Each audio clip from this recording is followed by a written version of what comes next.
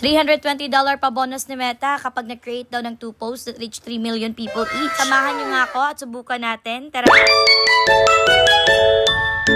Sa mga katulad kong content creators dyan na matagal lang sumubok dito sa Meta World, alam natin na pababa na po yung sahuran dito. Sobrang layo na nga mga palangga, no? Kasi ngayon sa 1,000 views, meron kang $0.01.